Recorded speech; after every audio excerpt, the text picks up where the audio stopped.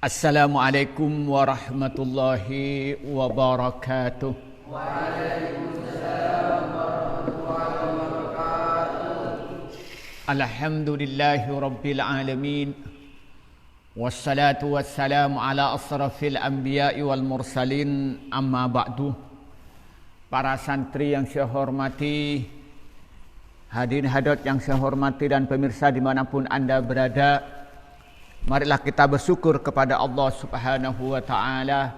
Telah Allah memberikan nikmat kepada kita, menjauhi segala yang Allah larang dan mampu melaksanakan yang Allah perintahkan.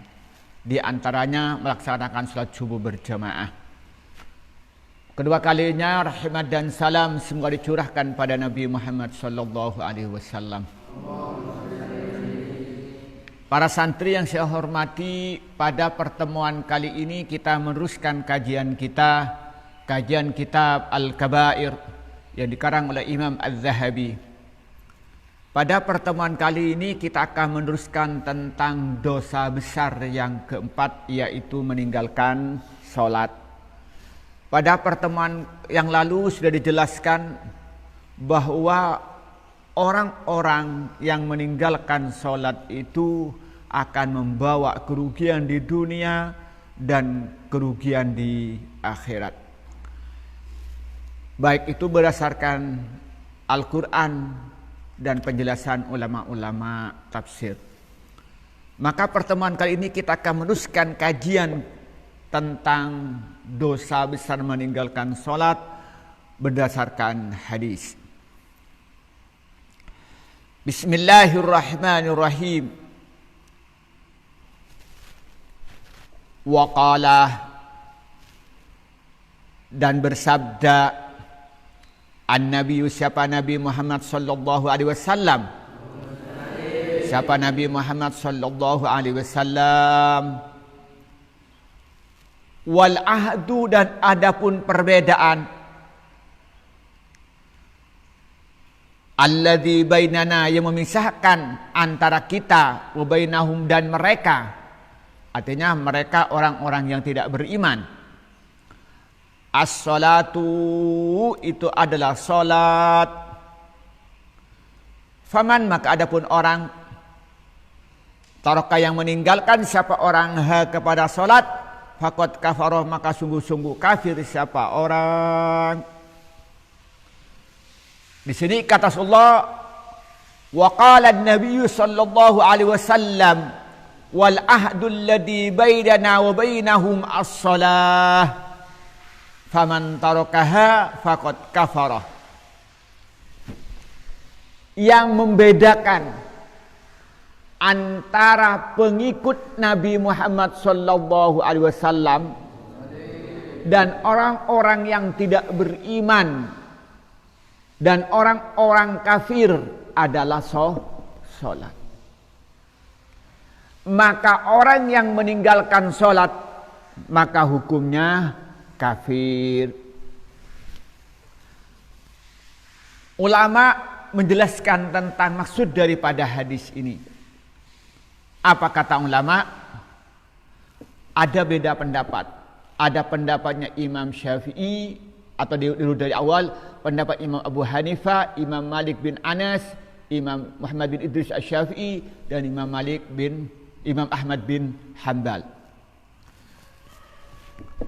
Kata Imam Ahmad bin Hanbal, orang yang meninggalkan sholat dengan sengaja, bukan karena uzur, bukan karena dia itu sakit, bukan karena lupa, maka hukumnya kafir. Tapi menurut Imam Asy-Syafi'i atau Muhammad bin Idris Asy-Syafi'i, orang meninggalkan sholat karena dia itu yakin bahwa sholat itu sudah tidak wajib lagi, atau mengingkari tentang kewajiban sholat, hukumnya kafir. Tapi meninggalkan sholat karena malas, ya, kayak sampean kalau tidak tidur sampai malam, subuhnya nggak bangun, meninggalkan sholat karena apa? Karena malas. Maka hukumnya fasik, hukumnya dosa besar. Nah, kita ini orang Indonesia pada umumnya sebagian besar adalah mengikuti pendapatnya Imam Asy-Syafi'i.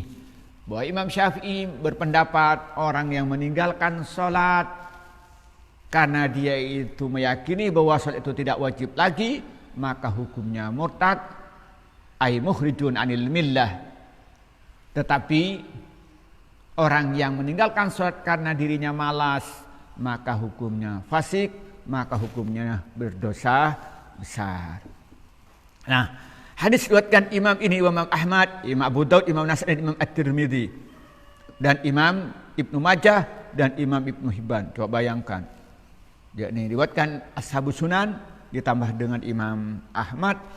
Rasulullah menegaskan yang membedakan antara pengikut Nabi Muhammad, yang membedakan antara umat Islam dengan orang-orang di luar Islam, dengan orang-orang kafir itu adalah sholat. Maka barang siapa yang meninggalkan sholat, maka dia kafir. Maka kita nggak lihat sholat enggak nih, sholat enggak. Kalau sholat berarti sudah bagian daripada mereka. Lalu Rasulullah menambahkan, apa katanya? Wa qala nabiyyu, dan bersabda Nabi siapa? Nabi Muhammad SAW, bainal abdi, antara hamba, bainal abdi antaranya hamba Allah, wa bainal kufri, dan antara kafiran, tarkus sholah, itu meninggalkan sholat.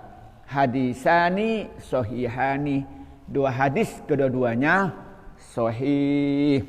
Ini hadis riwayatkan Imam Ahmad, Imam Muslim, Imam Abu Daud, Imam Nasai, Imam Tirmidzi, dan Imam Ibnu Majah. Nah, juga Imam At-Tabrani. Nah, melalui sahabat Anas bin Malik, katanya antara hamba Allah dan kekafiran itu adalah meninggalkan sholat. Artinya orang yang melaksanakan sholat dengan benar, laksanakan sholat dengan tepat waktu, tata caranya benar seperti yang diterangkan dalam kitab fikih, hatinya ikhlas karena Allah, dan dia itu khusyuk ketika melaksanakan sholat, disitulah hamba Allah yang hakiki, disitulah hamba Allah yang sebenarnya. Disitulah hamba Allah yang nanti akan mendapatkan kenikmat dari Allah, mendapatkan rahmat di dunia, mendapatkan barokah dari Allah, yang nantinya di akhirat diampuni segala dosanya, dimasukkan ke dalam surga. Tapi ketika dia itu sudah tidak melaksanakan sholat, berarti sudah masuk kepada kekufuran, sudah tidak beriman lagi kepada Allah Subhanahu wa taala karena tidak mentaati perintah Allah. Perintah apa? Perintah sholat. Nah, maka para santri yang rajin melaksanakan sholat duhur berjamaah yang diawali dengan qobliyah, kemudian sholat asar berjamaah yang diawali dengan qobliyah, sholat maghrib, sholat berjamaah diawali dengan qobliyah, sholat isya, sholat berjamaah diawali dengan qobliyah, subuh melaksanakan sholat berjamaah dengan qobliyah, lalu lanjutkan dengan zikir. Ketika itu diniatin karena Allah dan sholatnya itu benar, dan kemudian ketika melaksanakan sholat itu khusyuk, maka disitulah akan diakui oleh Allah sebagai hambanya. Ketika diakui sebagai hambanya, maka Allah akan mencintainya. Ketika Allah mencintainya, maka Allah akan memberikan rahmatnya, dan Allah akan berikan barakahnya, diberikan kehidupan yang bahagia, diberikan kehidupan yang tentram, diberikan pengampunan, sehingga diselamatkan dari siksa kubur, diselamatkan dari siksa neraka, dan ketika dia mati, kuburannya menjadi raudhatul min riyadil jannah, menjadi taman dari taman surga, dan di akhirat nanti dimasukkan ke dalam surga dan diselamatkan dari panasnya padang pasir. Maka termasuk sab'atun yudhilluhumullahu fi dhillihi yauma la dhilla illa dhilluh, termasuk 7 golongan yang oleh Allah diberikan naungan, di mana pada waktu tidak ada naungan kecuali naungan Allah. Siapa di antaranya? Syabun nas'a fi ibadatillah, pemuda yang selalu beribadah kepada Allah.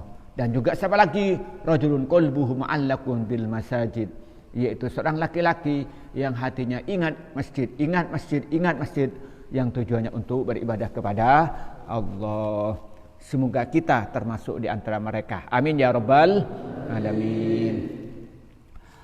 Wa fi sahihil Bukhari, dalam kitab Sahih Bukhari, anna Rasulullah sallallahu alaihi wasallam, sungguh Rasulullah sallallahu alaihi wasallam qala, bersabda siapa Nabi, man, adapun orang, fatat yang tertinggal hu pada orang, salatul asri, apa salat asar, habitah, maka sungguh gugur, amaluhu, apa amal perbuatan mereka orang. Di sini katanya wa fi sahih Bukhari, dalam kitab Sahih Bukhari, anna Rasulullah sallam qala, Rasulullah bersabda, apa sabdanya? Man fatathu salatul asri habita amaluhu, orang yang tertinggal salat asarnya, maka apa katanya? Maka amal perbuatannya itu sia-sia, amal perbuatannya itu hilang. Artinya gambarnya apa? Orang itu yang paling berat melaksanakan sholat itu dua, sholat subuh dan sholat asar. Maka termasuk sholatul wusta. Nah, maka di sini Rasulullah menegaskan orang yang melalaikan sholat, di antaranya yang dilalaikan adalah sholat asar. Kenapa menyebut sholat asar? Karena sholat itu ada sholat yang paling penting, sholat yang paling besar pahalanya, dan sholat itu paling berat bagi orang-orang munafik. Maka orang yang dia tertinggal melaksanakan sholat asar, maka amal perbuatannya dia itu akan hilang, habitah, hilang, terhapus. Apa artinya? Bahwa saking besarnya dosa meninggalkan sholat asar ini, sampai ibadah-ibadah lain itu tidak mencukupinya, seakan-akan terhapus. Contohnya begini, ada orang punya uang 10 juta, banyak gak kira-kira? Banyak. Hutangnya 100 juta, ada sisanya enggak? Gak ada kan? Jadi uang 10 juta gak ada artinya, karena hutangnya berapa? 100 juta. Begitupun ibadah sampian, bersedekah, silaturahim, pahalanya banyak. Tapi ketika dia meninggalkan sholat, terutama sholat asar, maka saking besarnya dosanya itu dapat menghilangkan tadi pahalanya sedekah, berbuat baik kepada teman dan tetangga. Ini menunjukkan kepada kita bahwa betapa besar dosanya meninggalkan sholat. Bukan berarti nanti kalau sholat nggak usah berakhlak mulia, kalau sholat tidak usah sedekah, bukan begitu pengertiannya. Di sini pengertiannya bahwa dosa meninggalkan sholat itu sangat besar, sehingga dapat menghapus pahala-pahala amal soleh yang lain. Seperti yang saya gambarkan tadi, punya uang 10 juta banyak. Kalau dibuat beli kerupuk dapat berapa sampean itu? Ya? Coba, nanti Syarifuddin punya uang 10 juta dipakai beli kerupuk. Wah, banyak ya. Tetapi kalau ternyata hutangnya 100 juta, hilang gak uangnya? Gak ada artinya. Nah itu, kita berbuat baik banyak, amal soleh banyak. Tapi ketika dia meninggalkan sholat asar, maka saking besarnya dosa itu dapat menghapus pahala-pahala yang lain. Wa fi sunani. Nah, berarti kalau fi sunan itu apa? Sunan Ibnu Majah, Sunan Imam Baihaqi, dan Imam At-Tirmidzi, dan Imam Abu Daud, itu namanya ashabus wa fi sunan. Apa? Anna Rasulullah sallam, sungguhnya Rasulullah sallam qala, bersabda siapa Nabi, man, adapun orang, taraka meninggalkan siapa orang, as-salata pada salat, muta'ammidan dengan sengaja, faqad bariat, maka sungguh lepas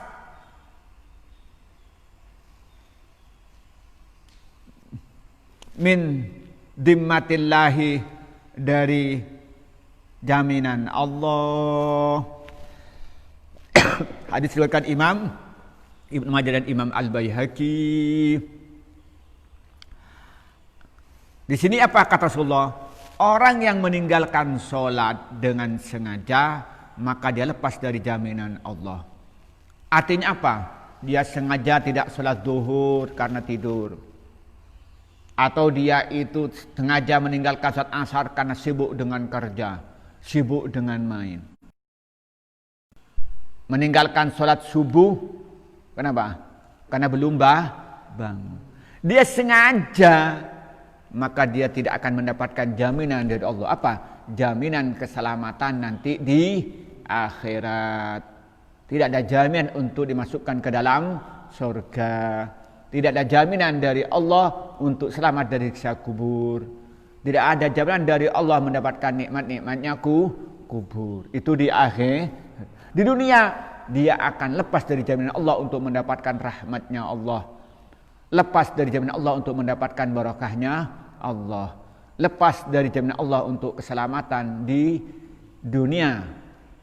Nah, kalau dibalik, kalau dia melaksanakan sholat karena taat kepada Allah, laksanakan dengan khusyuk, dengan tata cara yang benar, laksanakan pada awal waktu berjamaah, maka berarti apa? Mendapatkan jaminan dari Allah.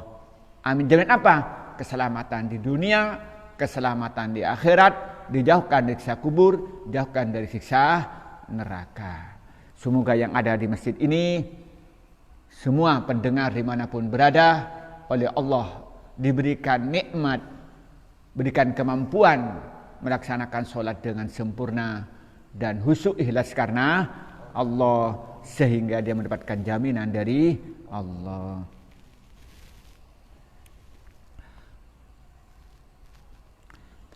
Kemudian apa berikutnya? Waqala, dan bersabda siapa Rasulullah SAW, umirtu, diperintahkan aku, an uqatilah, pada yaitu memerangi saya an-nasah pada manusia, hatta yaqulu, hingga berkata mereka, sehingga mengucapkan mereka pada kalimat la ilaha illallah Muhammadur Rasulullah. Pada kalimat la ilaha, tidak ada Tuhan illallah kecuali Allah. Wa yuqimuna, dan mendirikan siapa mereka as-salatah pada salat. Wa yu'tuna wa yu'tau,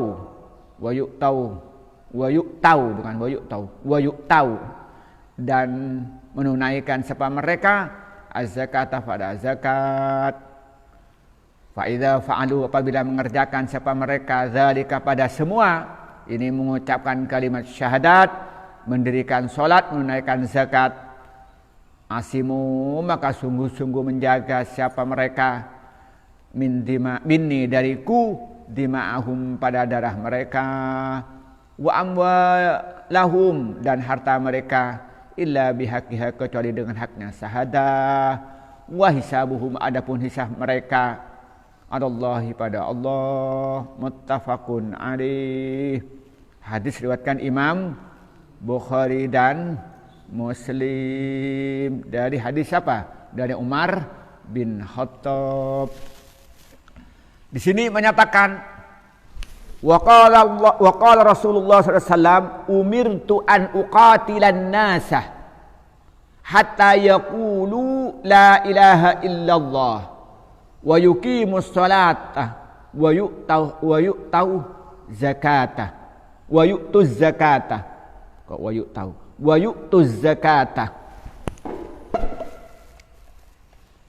Fa idza fa'alu dzalika ansamu minni dima'ahum wa amwalahum illa bihaqqiha wa hisabuhum 'alallahi. Muttafaqun alaih. Kata Rasulullah, aku diperintahkan untuk memerangi manusia,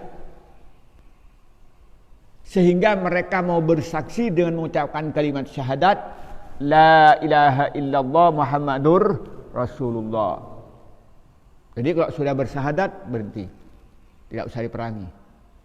Tidak berhenti dua, ditambah lagi. Apa yang kedua? Mendirikan sholat, melaksanakan sholat. Yang ketiga apa? dia menunaikan zakat. Wa yu'tuz zakah. Bukan wa yu'tau. Wa yu'tuz zakata. Dan menunaikan zakat. Nah, kalau ternyata orang itu sudah bersyahadat, sudah melaksanakan sholat, sudah menunaikan zakat, berarti dia sudah menjaga darahnya, haknya. Haknya itu bisa jadi apa? Karena dia membunuh maka harus dibunuh. Karena dia mukul harus dipukul. Atau karena mencuri dipotong tangannya. Itu yang namanya darahnya.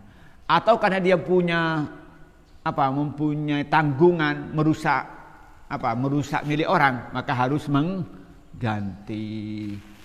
Nah, maka dia dan juga terjaga hartanya, tidak boleh dirampas. Tidak boleh. Nah, kemudian apa katanya? Kalau ternyata orang itu secara zahir mengucapkan kalimat syahadat, secara zahir dia itu sudah melaksanakan sholat, secara zahir itu sudah melaksanakan zakat, maka harus dijaga darah dan hartanya. Soal hakikatnya dia beriman betul atau dia munafik, itu diserahkan kepada Allah. Nahkum bil zawahir wa nufawwidu Allah bis sarair. Kita menghukumin apa yang zahir, wa nufawwidu ilallahi as-sarair, atau naufidullah fis sarair. Maka menyerahkan kepada Allah yang sifatnya dirahasiakan oleh mereka. Nah, hadis ini sahih diriwayatkan Imam Bukhari dan Muslim yang datangnya dari sahabat Umar bin Khattab. Waqalah, dan bersabda siapa Nabi Muhammad sallam, man hafazah, man adapun orang, hafazah yang menjaga siapa orang, alaiha atas solat, kanat ada lahu bagi orang, kanat ada apa solat lahu bagi orang, kan ada apa solat lahu bagi orang, nuron pad itu cahaya, wa burhanan dan bukti, wa najatan dan selamat yaumal qiyamati pada hari kiamat.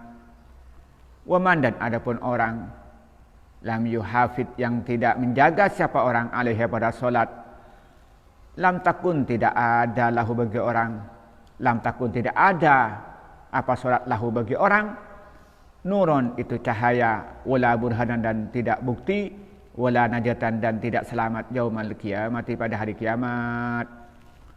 Wa kana, dan ada siapa orang yaumal qiyamati pada hari kiamat, ma'a fir'auna beserta Fir'aun, wa qarun dan Qarun, wa Haman dan Haman, wa Ubay dan Ubay bin Khalaf.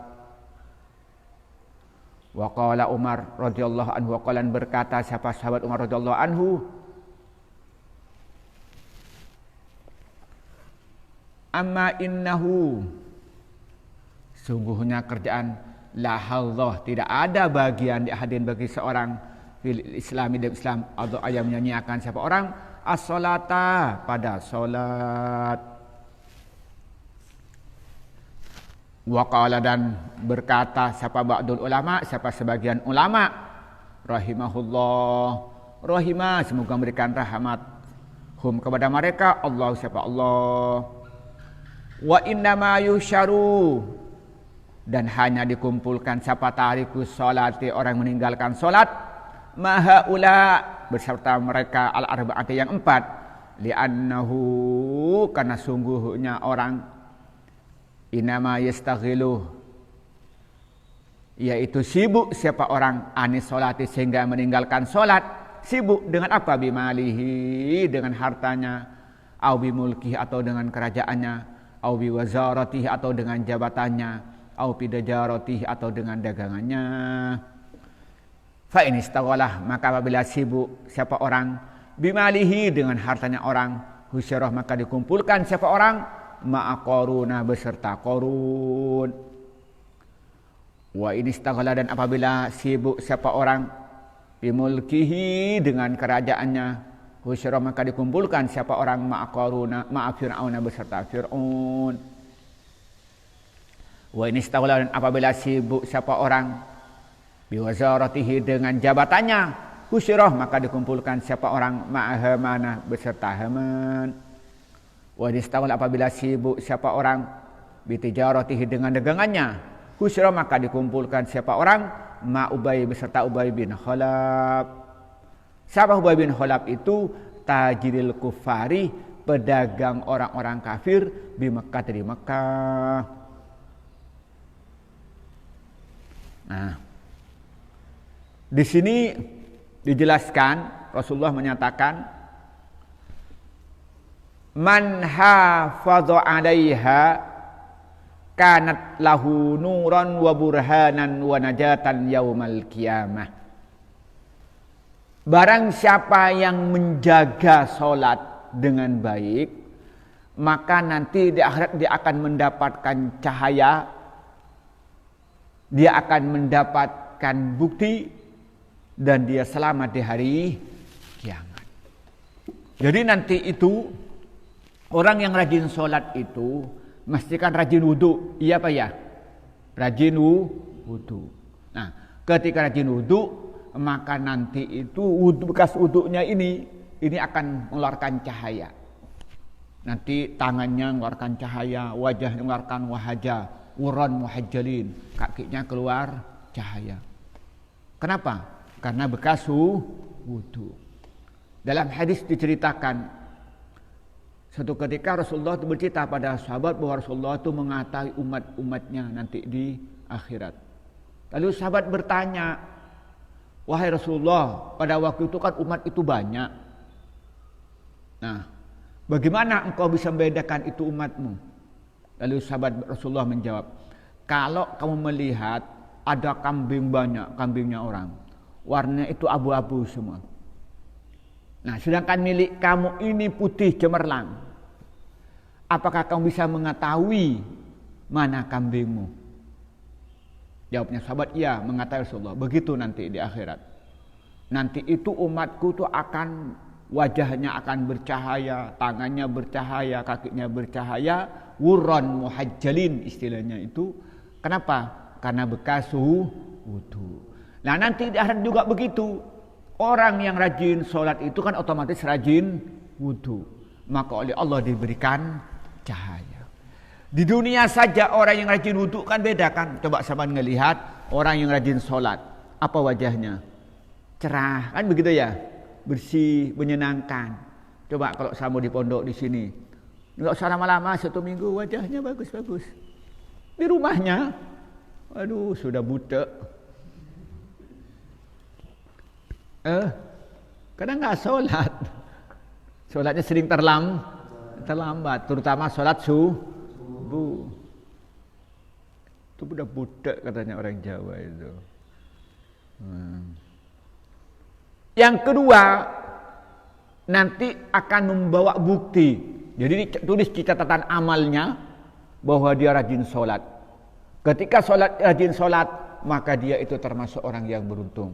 Kenapa? Karena yang pertama kali dihisab oleh Allah apa?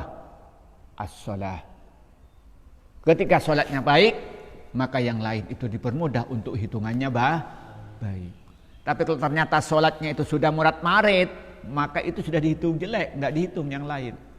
Maka yang menentukan keberuntungan dan tidak itu adalah sholat makbul. Sholat itu sebagai bukti bahwa kamu itu orang baik, sebagai bukti sebagai umat Nabi Muhammad, sebagai bukti sebagai hamba Allah yang taat. Maka karena itu yang ketiga apa? Maka wa najatan yaumal kiamah, maka selamat nanti di hari kiamat. Nah, sebaliknya dituliskan wa man lam yuhafid,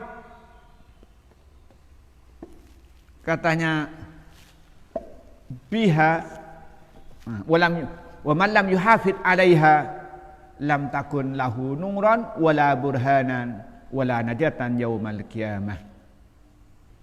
Nah, kalau ternyata dia tidak menjaga sholat dengan baik, Sholat tapi jarang-jarang. Sholat tapi sholatnya berat marit. Kadang-kadang sholatnya lebih cepat dari bila seset akela. Tahu seset kamu? Capung. Tahu capung? Enggak ada capung itu kan? Kalau ini kan set. Kan gitu ya. Nah begitu sholat. Allahu Akbar. Allahu Akbar. Kemarin saya ngelihat sholat duha. Saya ketepatan makmum siapa? Bukan kemarin, hari sebelumnya. Cepat sholatnya ini gimana baca Fatihahnya, bagaimana dia baca rukuknya. Subhana rabbiyal azim wa bihamdi, subhana rabbiyal azim wa bihamdi, subhana rabbiyal azim wa bihamdi. Selesai enggak sampai baca itu 3 kali. Saya baca 1 aja hampir enggak nutut itu kan. Kayak pesawat supersonik ya. Harus benar sholatnya. Sholatnya itu harus khusyuk, jangan terburu-buru ingin cepat selesai. Mau kemana? Hanya menghadap Allah 5 menit aja enggak kuat. Padahal ngobrol main bola 1 jam nggak apa-apa. Apalagi suruh makan, subhanallah berjam-jam. Makan di kantin sudah kenyang, masih bawa es, bawa kerupuk, makan sambil jalan. Sholat sudah nggak sabar. Nah, maka di sini apa menyatakan di sini itu kita orang yang tidak menjaga sholat dengan artian dia tidak melaksanakan sholat. Dengan artian dia tidak melaksanakan 1 rukunnya. Dengan artian dia itu tidak ikhlas. Dengan artian dia itu tidak khusyuk. Apa? Maka dia tidak akan punya cahaya nanti di akhirat. Tidak nampak bahwa dia sebagai umat Nabi Muhammad. Dia tidak nampak dia itu sebagai umat Nabi. Sebagai dia itu hamba Allah. Dan dia tidak punya bukti bahwa dia orang yang baik. Tidak punya catatan amal. Amal yang membuat dirinya selamat. Sehingga apa pada waktu itu, maka nanti di hari kiamat dia tidak akan selamat. Nah, lebih tegas lagi katanya di sini, wa kana yaumal qiyamati ma'a fir'auna wa qaruna wa hamana wa ubay bin ka'ab. Nanti di akhirat itu orang yang meninggalkan sholat itu kumpul dengan Fir'aun, dengan Qarun, dengan Haman, dengan Ubay bin Ka'ab. Bahkan Umar bin Khattab menyatakan, amma annahu la hadza li hadin fil islami adha'as shalah. Kata Umar bin Khattab itu dia tidak akan mendapatkan pahala apa-apa. Tidak akan mendapatkan keberuntungan di dunia dan di akhirat bagi seorang yang menyanyiakan sholat. Orang yang tidak melaksanakan sholat dengan sempurna. Orang yang tidak melaksanakan sholat dengan tepat waktu. Lalu tanya begitu. Kenapa Nabi Muhammad menyatakan orang yang meninggalkan sholat dikumpulkan dengan Fir'aun, dikumpulkan dengan Qarun, dikumpulkan dengan Haman, dikumpulkan dengan Ubay bin Khalaf. Fir'aun itu adalah raja. Qarun itu orang kaya raya. Kemudian Haman itu pejabat, menteri. Orang dekatnya Fir'aun. Kemudian Ubay bin Khalaf itu seorang pengusaha besar. Maka ulama mengartikan di sini, wa qala ba'dul ulama'i rahimahumullah wa inna ma yusharu tariku sholati maha ula'il arba'ati li'annahu innama yastaghlu 'anis salati bimalihi aw bimulkihi aw biwazaratihi aw bitijaratihi. Katanya penafsir ulama, kenapa orang-orang yang meninggalkan salat itu dikumpulkan dengan Fir'aun, dengan Qarun, dengan Haman dan Ubay bin Ka'ab? Kenapa? Karena orang yang meninggalkan sholat itu pasti disebabkan satu di antara 4. Yang pertama akan disibukkan dengan kerajaannya. Karena seorang raja, seorang penguasa yang tertinggi dalam negeri itu. Atau dia sibuk sholat karena apa? Dia sehingga meninggalkan sholat karena sibuk dengan kekayaannya. Dia sibuk dengan berfoya-foya. Konteks sekarang dipakai untuk jalan-jalan ke tempat-tempat wisata, tempat-tempat hiburan, dari restoran ke restoran, sehingga tidak sempat sholat.